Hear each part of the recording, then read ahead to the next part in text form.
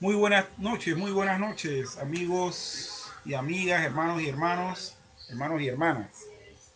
de este grupo Sana Doctrina Bíblica e Histórica. Hoy nuevamente en horas de la noche de manera extraordinaria, eh, trayendo la lectura de la confesión de fe de Westminster respecto a la teología del pacto. Hermanos, este tema del pacto de Dios con el hombre es un tema medular en la teología. Es un tema medular en la teología reformada, en la teología histórica, en la teología bíblica ortodoxa. Por lo tanto, sería interesante que pudiésemos nosotros estar prestando atención a las lecturas. No tanto a lo que yo pudiese estar diciendo, porque aquí estamos leyendo la confesión de fe de Westminster y haciendo los comentarios que en la misma confesión está, más alguna explicación extra que pudiese yo considerar que viene al caso y se hace. En este momento vamos pues a estar viendo las secciones 2 y 3 realmente. Había puesto en el título que solamente la sección 2. No, va a ser sección 2 y 3. Saludamos a Marcos Alguero. Marcos Alguero, hijo mío. Saludos, bendiciones. Me alegra mucho que te puedas conectar, estar escuchando esta emisión de la teología del pacto. Entonces, leemos inmediatamente para empezar a desarrollar el tiempo y que el tiempo no pase en vano. Dice así: el primer pacto hecho, ay no, esto se ve horrible. El primer pacto hecho con el hombre fue un pacto de obras en el cual se le prometió la vida a Adán y en él a su posteridad, bajo la condición de obediencia personal y perfecta. Esta es la segunda sección. La tercera sección dice: por su caída, el hombre se hizo incapaz de la vida mediante aquel pacto, por lo que agradó a Dios hacer un segundo pacto, comúnmente llamado pacto de gracia, en el cual Dios, por medio de Jesucristo, ofrece gratuitamente la vida y la salvación a los pecadores, requiriéndoles fe en Él para que sean salvos y prometiendo dar su Santo Espíritu a todos aquellos que están ordenados para vida, a fin de hacerles dispuestos y capaces para creer. En estas dos secciones leemos que el primer pacto hecho con el hombre fue el pacto de obras. Y vamos a ver posteriormente que ese pacto de obras consistía en obediencia a las obras que el ser humano tenía que hacer para con Dios. Dios le estableció unas pautas: vas a hacer esto. Y el ser humano tenía, por haberse suscrito a ese pacto, por subordinarse a ese pacto, tenía que cumplir cada una de ellas. Ajá. Pacto de obras en el cual se le prometió vida a Adán y en él, es decir, en Adán, a su posteridad, bajo la condición de obediencia personal y perfecta. Lo que nosotros todos sabemos es que en ese primer pacto que Dios estableció con Adán, Adán no lo cumplió, Adán desobedeció, siguiéndole la corriente a Eva, extendiendo su mano también para comer del fruto que Eva le dio, y a través de este pecado de Adán, siendo él el firmante del pacto, entonces a cada uno de nosotros, por ser descendientes, se nos aplica también el fracaso en este pacto de obras. En la sección 3 dice, por su caída, por su caída. Es decir, el hombre incumpliendo este primer pacto de obras se hizo incapaz de la vida mediante aquel pacto, por lo que agradó a Dios hacer un segundo pacto, comúnmente llamado pacto de gracia.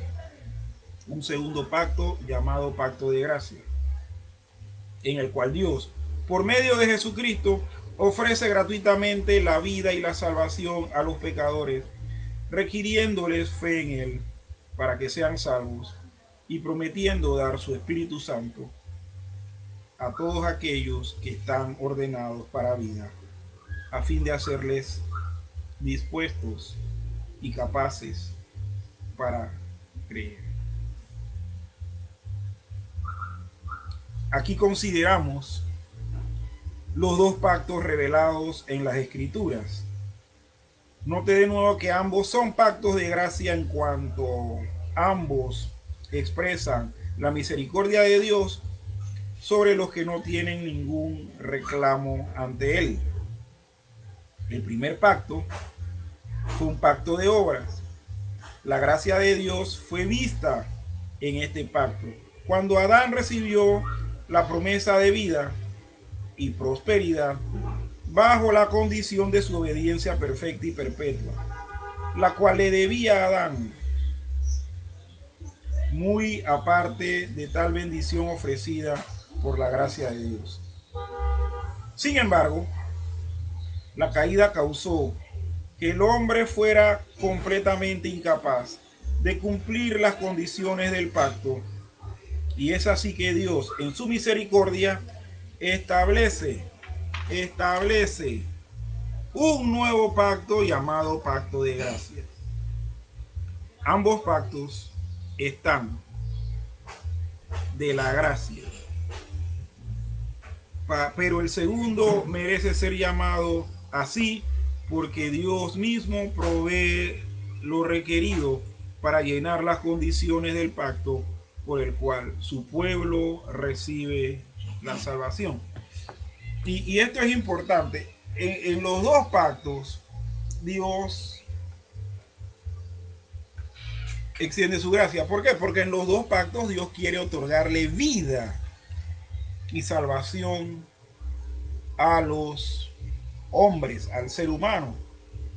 Y a través del firmante de los dos firmantes del pacto, Dios y Adán, pero a través de Adán, los seres humanos también nos suscribimos a esos dos pactos. En el primero, la gracia de Dios se extiende porque Dios quiere que a través de la obediencia de Adán, esta involucre a la posteridad. Si Adán lo hubiese cumplido, nosotros no hubiésemos heredado el pecado original. Nosotros estuviésemos gozando de la gracia de Dios por la obediencia de Adán. Esto es algo importantísimo en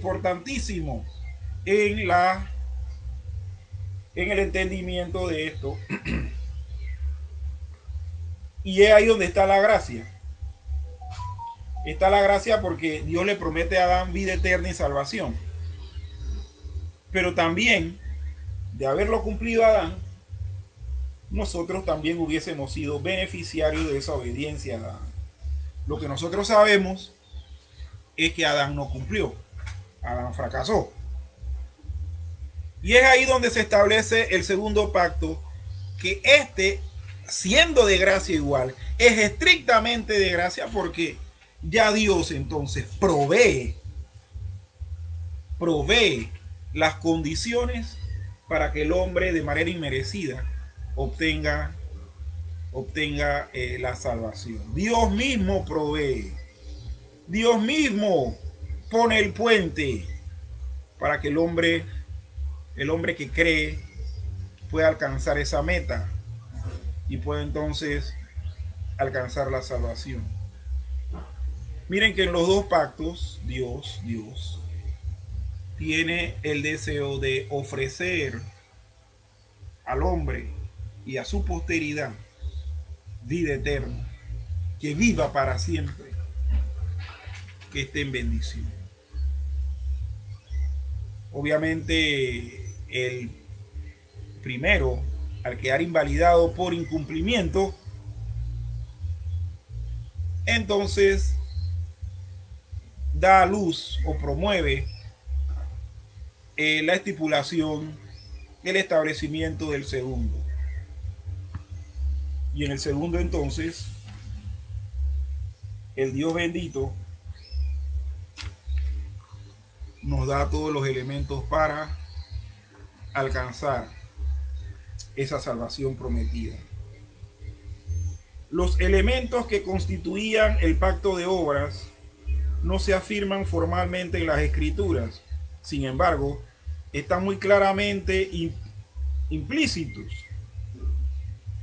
El árbol de la vida estaba en medio del huerto.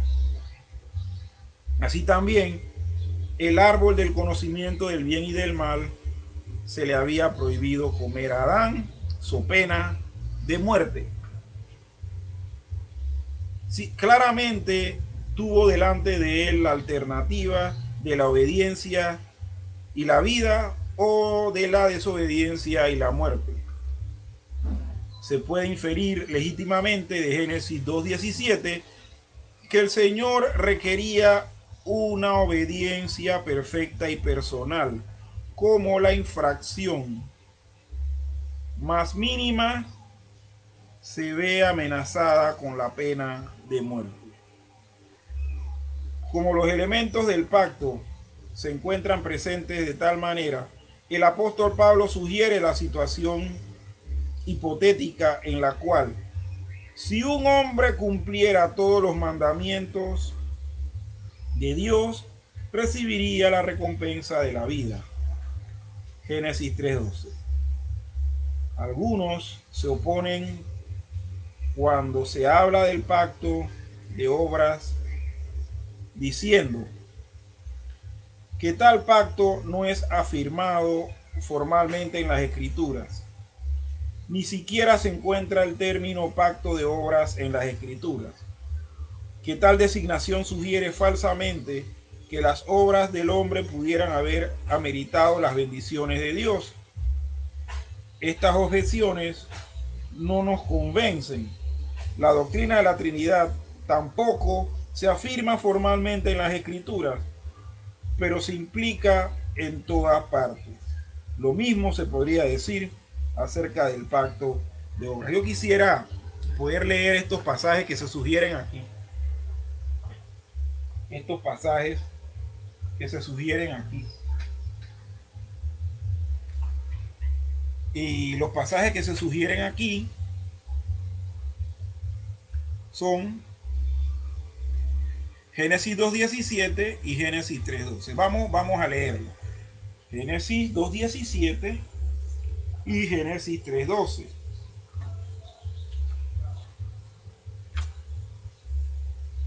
Génesis 2:17, y voy a leer de la versión Biblia de Estudio Mundo Hispano. 2:17 dice: pero del árbol del conocimiento del bien y no del mal no comerás, porque el día que comieres de él ciertamente morirás.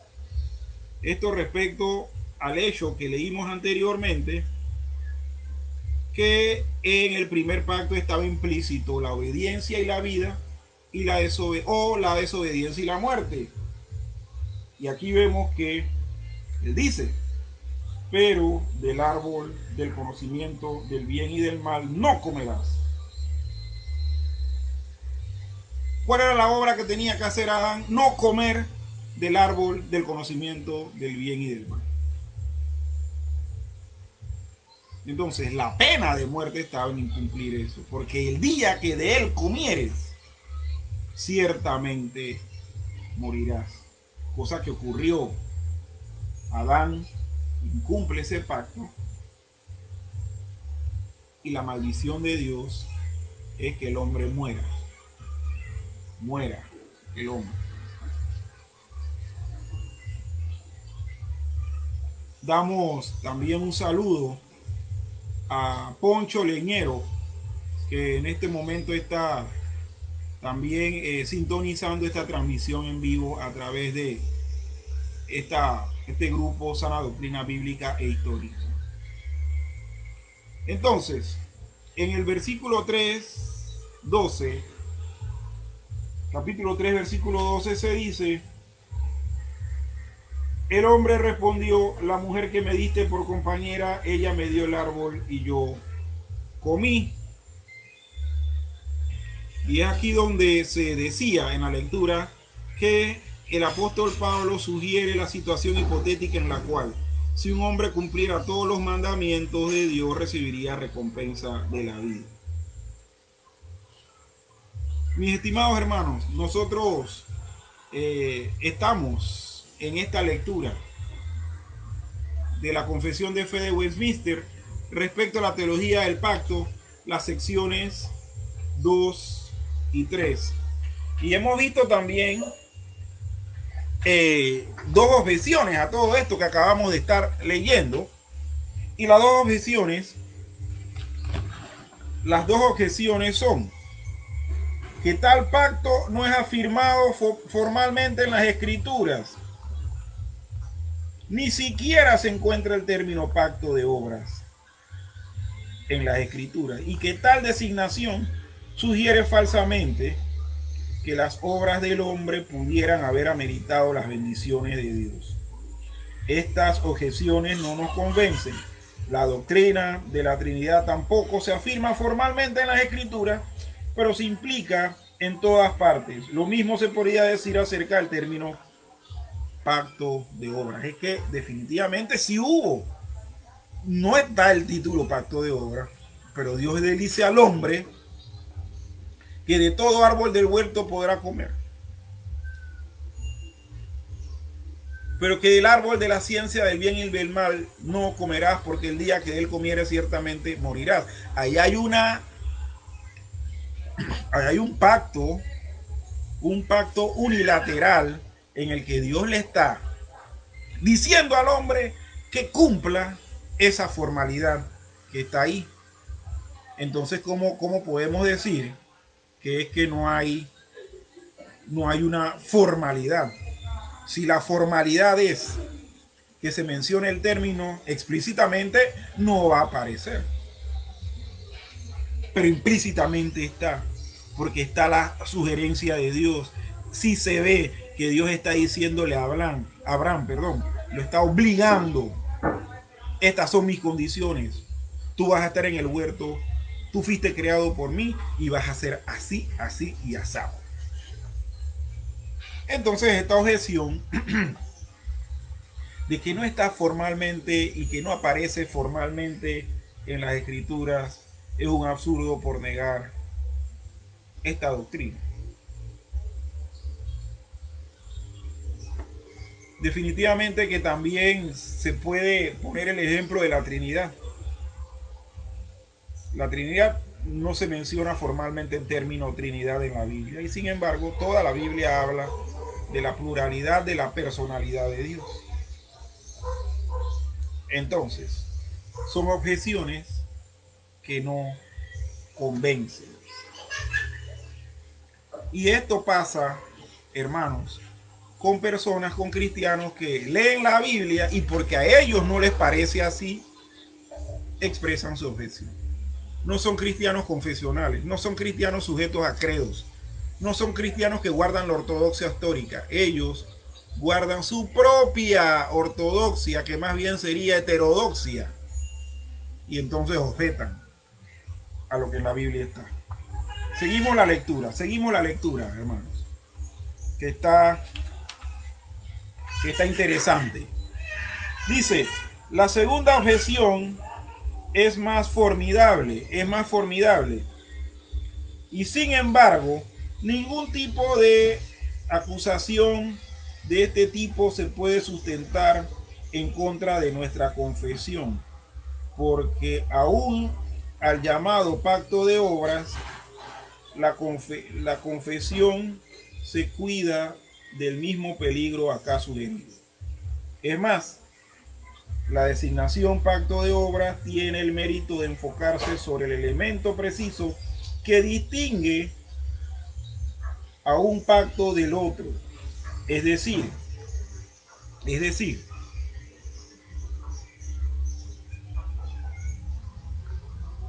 ok, un pacto, es decir, el hecho que las obras obedientes del hombre eran la condición dada por el Señor en ese pacto para otorgarle su regalo misericordioso. También destaca el asunto específico en el cual se puede ver la deserción del pacto de gracia. Porque como dice Pablo, si somos salvos por gracia, ya no es por obras, porque en tal caso la gracia ya no sería gracia. Romanos 11:6. El pacto de gracia, tanto como el pacto de obras, fue impuesto soberanamente por Dios. Fue una imposición, hermano, pero una imposición de gracia. Dios no lo consultó al hombre para ver si le gustaba tal pacto y entonces parcialmente bajo los términos del hombre lo instituyó. Dios no consultó al hombre, solo se consultó a sí mismo. El pacto de gracia era un acuerdo no entre Dios y el hombre, sino entre las personas de la Trinidad. Dios el Padre aceptó dar a su Hijo. Dios el Padre aceptó dar a su Hijo. ¿Y dónde vamos a ver esto? En Juan 3:16, en Mateo 25:34 y Apocalipsis 13:8. Vamos a leerlo, vamos a leerlo. Aquí tenemos todo el tiempo para leerlo. Juan 3:16 voy a leer nuevamente en la versión Biblia de Estudio Mundo Hispano. Versión que dije anteriormente que es la Reina Valera actualizada. Es la misma, nada más que con otro nombre. Ok, Juan 3:16, nosotros no lo sabemos de memoria, pero vamos a leerlo aquí en la versión esta. Bien, dice así.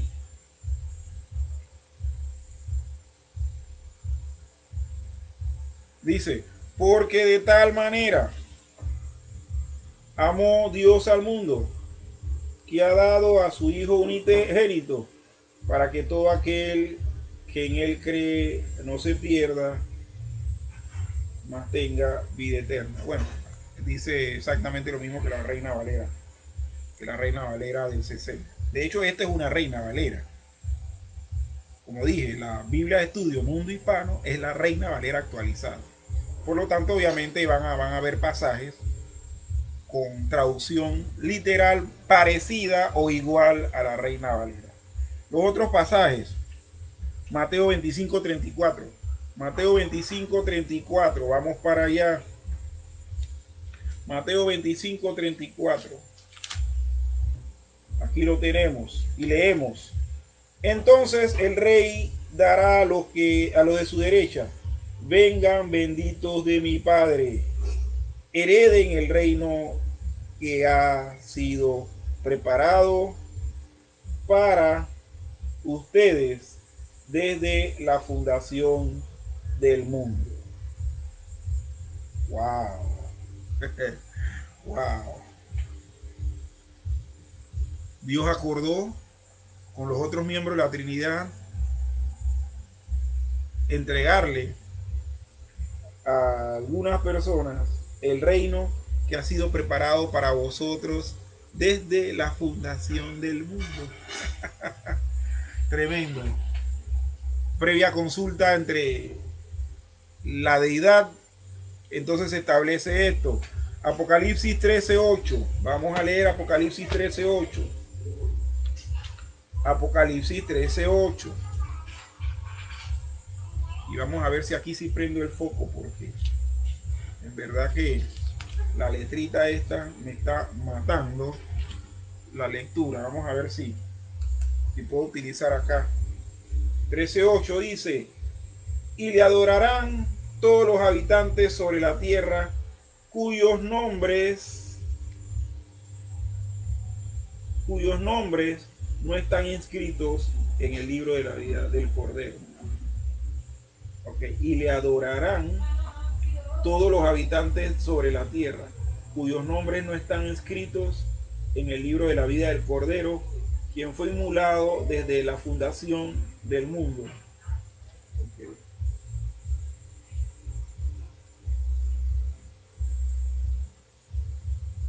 Y le adorarán todos los habitantes sobre la tierra, cuyos nombres no están inscritos en el libro de la vida del Cordero, quien fue inmolado desde la fundación del mundo.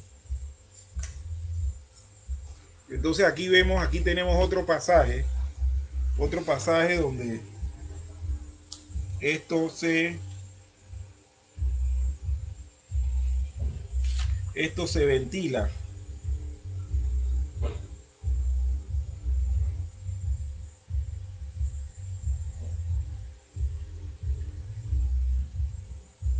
Bien, creo que aquí se me fue la página.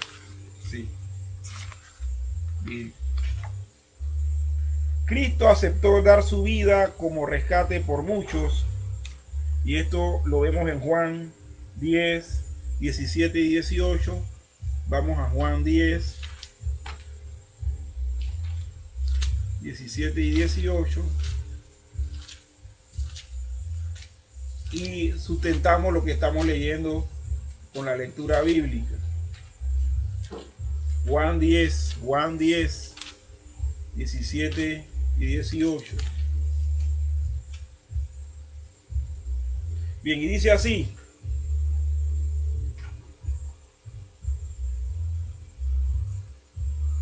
por esto me ama el Padre, porque yo pongo mi vida para volverla a tomar.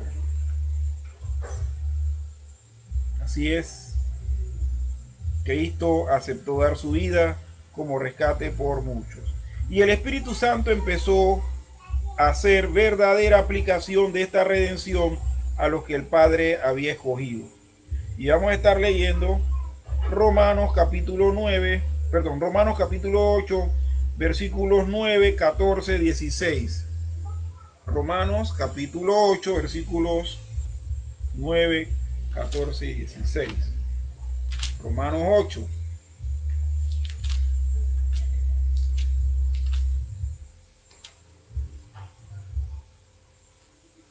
Romanos 8. 9, 14, 16. Y dice: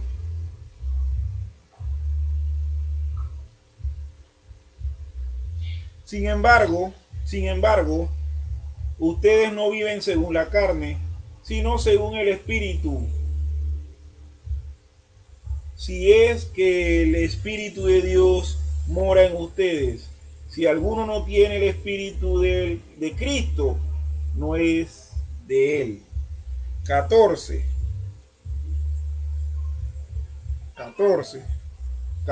dice: porque todos los que son guiados por el Espíritu de Dios, estos son hijos de Dios. 16. El Espíritu mismo da testimonio juntamente con nuestro espíritu de que somos hijos de Dios. Entonces, ¿qué vemos aquí? A Dios no consultando con el hombre, sino consultando consigo mismo y haciendo que Cristo acepte dar su vida como rescate por muchos, y el Espíritu también aceptó hacer verdadera aplicación de esta redención. En un pacto como el tipo de pacto en el que estamos nosotros diciendo que está contemplado en la Biblia, estamos viendo que Dios lo impuso. Y lo impuso por amor. Lo impuso por beneficio del hombre. ¿Por qué? No le pidió su opinión. No le pidió su opinión en el primero. El hombre fracasa. Tampoco le pide opinión en el segundo. Tampoco le pide opinión en el segundo. Pero en el segundo, entonces, Dios ofrece a su Hijo en rescate por muchos, y también el Espíritu Santo acepta aplicar la verdadera redención, aplicar la eficacia de la redención en los que creen. El punto de vista contrario a esto, que es el punto de vista arminiano, es que Cristo murió por todos los hombres. Con esto, dicen ellos, Él ha procurado sacarlos del pacto de obras e introducirlos a las provisiones del pacto de gracia. Es allí que Él ofrece a todo hombre individualmente la vida eterna bajo una norma nueva y más fácil que el pacto de obras. Dios requería obediencia completa y perpetua a la ley entera en el caso de Adán. Sin embargo, ahora solo requiere que los hombres llenen los requisitos mucho más fáciles de la fe y el arrepentimiento y la obediencia evangélica. Dios entonces otorga su recompensa cumpliendo los requisitos del pacto de gracia de la misma forma que lo hacía antiguamente cumpliendo los requisitos del pacto de la obra, pacto de obra. Es fácil ver que la terminología sola no puede encubrir el hecho de que las obras evangélicas siguen siendo obras y que un pacto que contiene condiciones que el hombre cumple por sus obras realmente no es un pacto de gracia en absoluto. No es un pacto de gracia en absoluto. Esto es lo que dice el punto de vista arminiano. Ahora, el punto de vista reformado, que es el que se acoge en la confesión de Westminster y en la teología del pacto. El punto reformado es que todas las condiciones del pacto de gracia ya han sido cumplidas por la obra de Dios. Es un pacto donde hay obra, sí, pero de parte de Dios. Cristo es que se ofrece. Y el Espíritu Santo, y es quien nos da el poder para cumplirlo. Pero no es por el esfuerzo nuestro propio. Parte de esta obra es hecha para nosotros por Cristo. Parte de ella es obrada dentro de nosotros por el Espíritu Santo. Es verdad que una condición del pacto de gracia es la fe en Jesucristo, pero esta condición se cumple porque el Señor mismo da la fe a su pueblo. Leamos Efesios capítulo 1:17 y Efesios 2:8. Efesios 1:17 y Efesios 2:8. Bien, vamos a ver aquí. Estamos buscando el pasaje. Efesios 1:17 dice: pido que el Dios de nuestro Señor Jesucristo, el Padre de la gloria, les dé espíritu de sabiduría y de revelación en el pleno conocimiento de Él. Y 2:8.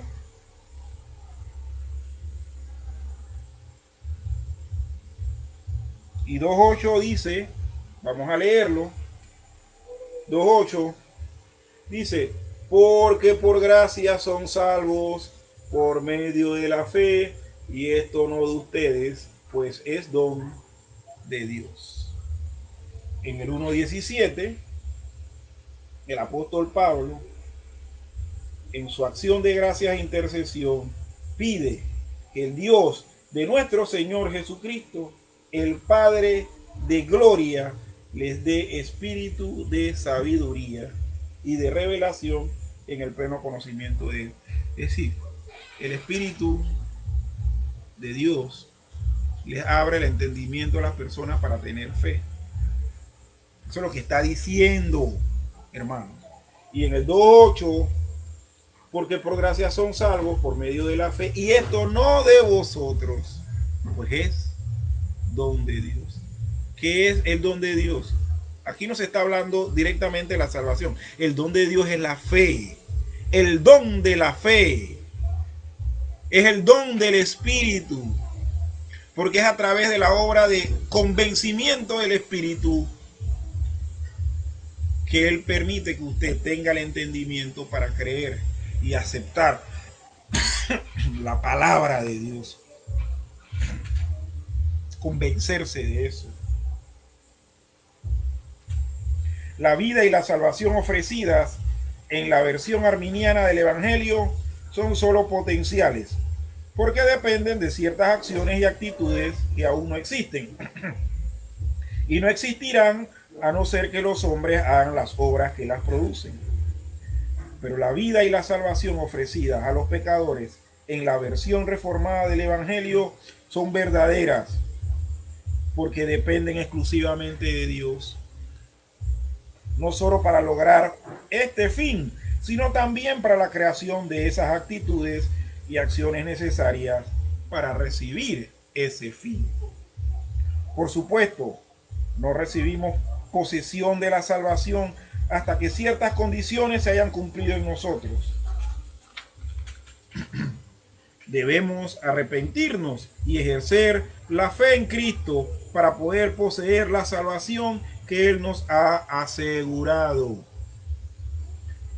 Pero esto no se puede llamar condicional en el sentido arminiano, que es precisamente el mismo carácter esencial que del pacto de obras.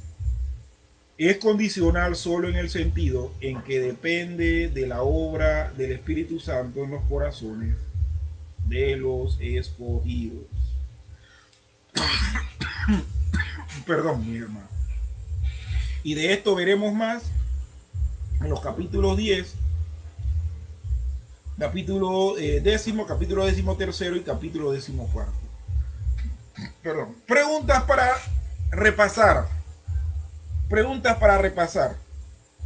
¿Por qué está bien hablar del pacto de obras como una enseñanza bíblica, aunque no esté designada así técnicamente en las Escrituras? ¿Por qué? Porque está implícito. Está implícito. Pero igual, recuerde la pregunta y contéstela, hermanos. ¿Qué razones dan los que rehúsan hablar de un pacto de obras? Dicen que no está formalmente establecido esto en las Escrituras. Esto es inaudito.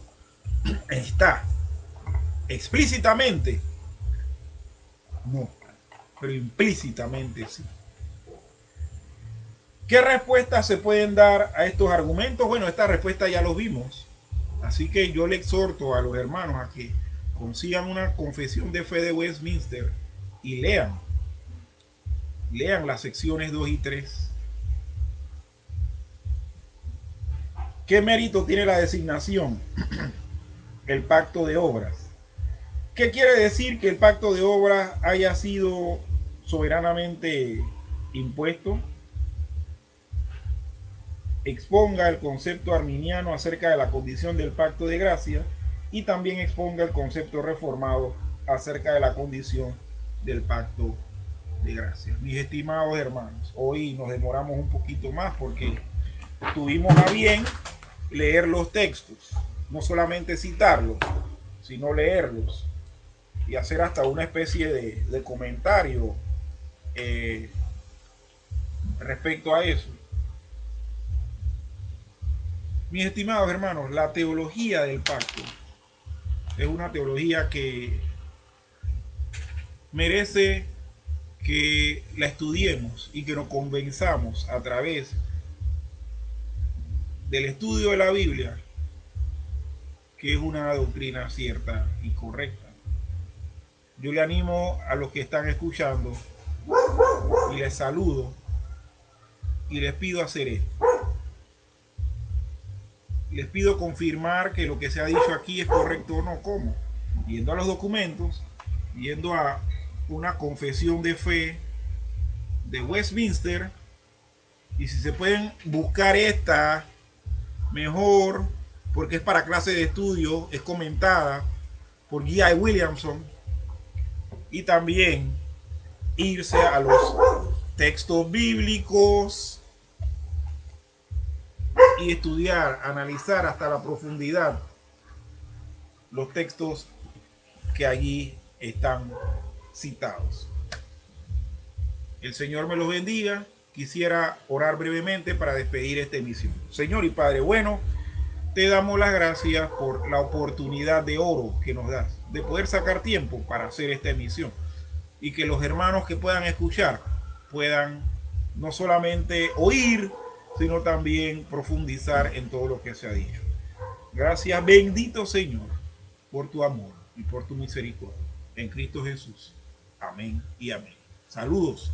Que tengan un buen fin de semana, un buen sábado.